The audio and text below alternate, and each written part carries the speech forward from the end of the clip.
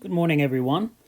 We are continuing in our morning meditation series, and we're now in First Chronicles chapter 28, looking specifically at verses 8 through 10. To kind of set this up for you, in this chapter, David is near the end of his life, and he has set Solomon upon his throne, and he's going to give Solomon and the people of Israel some advice. And we know David had a particularly close walk with the Lord. Although David was not perfect, he did love God, and the Lord testified about David that he was a man after his own heart. And David's the kind of man who we can look to and learn a lot about how we should walk with God by emulating not all of what he did, because again, he did things that were wrong, but the intent of his heart. And we're going to look at this advice that he gives because I think it's very telling and very appropriate for us to consider what this man's advice was to his people who he loved and to his son who was going to sit upon his throne. So let's jump right in and look at these verses. First Chronicles chapter 28, verses 8 through 10. Now therefore, in the sight of all Israel, the assembly of the Lord, and in the hearing of our God, be careful to seek out all the commandments of the Lord your God, that you may possess this good land and leave it as an inheritance to your children after you forever. This is David's advice to the people as he's gathered them together. He tells them that they are to seek out all the commandments of the Lord their God, and in so doing that they would possess the land and be able to leave the land as an inheritance for their children. So he's telling them that the rule for your life should be to look at everything that God has told you to do and then do it. And I can hardly think of better advice to give to anyone than what God has said about a situation is the advice that we should take. It's what we should do. If God said this is how we should conduct ourselves in this matter, then it's good to do it. If God said don't do a thing, then it's good to avoid it. And we can look at the commandments that God gave to Moses on Mount Sinai as a starting place for understanding the heart of God, but all through the scriptures we learn about what God desires. And what you'll find out about God's desires are not based on what's best for him, but it's based on what's best for us.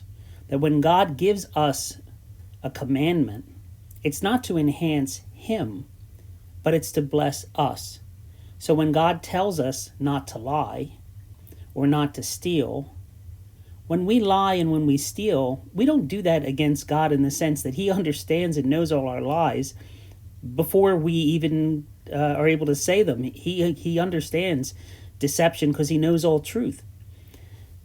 Same thing when we steal, we can't steal from God. He possesses everything. But that lying and that stealing has terrible consequences in our own life, and it hurts other people. So God, when he tells us not to do those things, is giving us advice that in our adherence to it is a great blessing to us.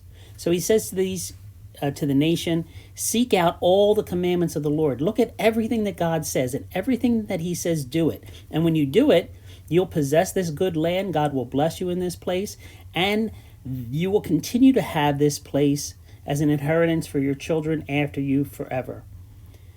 That God would keep them in the land according to their obedience. Now he specifically turns to Solomon and he says to him, as for you, my son Solomon, know the God of your father and serve him with a loyal heart and with a willing mind, for the Lord searches all hearts and understands all the intent of the thoughts. If you seek him, he will be found by you, but if you forsake him, he will cast you off forever. Consider now, for the Lord has chosen you to build a house for the sanctuary. Be strong and do it. He tells Solomon specifically, know the God of your father. The first thing he wants Solomon to do is to get to know God personally in a first-hand manner, not through David's experiences, but for Solomon to know God himself, for himself. And this is so critical that until we really come into a one-to-one relationship with God through Jesus Christ, we never really can serve him. Until we know him and understand what he wants and understand what he's all about and understand the depths of his love, we're never going to be able to give him the kind of devotion that he deserves. Just like in a marriage, if you don't know your wife, if you never met her and someone says, well, be loyal to her, love her, you would say, how could I do that? I don't even know her. But after you meet and you find out all the wonderful qualities that she has and your heart is captured, then you find that it's easy then to love someone because you know them at that point. And the more that we know God, the more that we find out that's lovable about him, the more we understand that he is truly goodness and light and compassion and mercy. And he's a God who we then desire to serve because we see how good he is. So knowing him leads to our service of him. And he says, serve him with a loyal heart, that it should be something that we do willingly, and we should do it loyally, that there isn't room in our life for more than one God, that if we put anything else in God's place, any idol in his place, it leads to our ruin. There is no substitute for God, and our loyalty to him, again, is for our benefit, and with a willing mind, that when we know him, we desire to serve him. It says, because the Lord searches all the hearts and understands all the intents of the thoughts. He said, you're never going to fool God. You can't play act before him. You can't go through the motions and he'll look at you and say, oh, wow, look how much they love me because I can see what they do on the outside or the words that they speak. God knows us inside and out, outside and in. There's no deceiving him. So we should willingly serve him. And the only way you willingly serve him is when you've given yourself to him and you open yourself up honestly to him.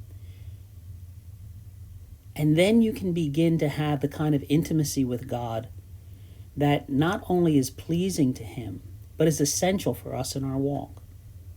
If you seek him, he will be found by you. This is a wonderful encouragement for anybody can come into a relationship with God. If you want to know him, you just ask to know him. You start looking for him. Pick up the Bible and start reading and say, I want to know you. And God said that he will be found by those who seek him. But if we forsake him, if we turn away from his goodness and his grace, then there's nothing left to keep us safe. He said he'll be cast off forever.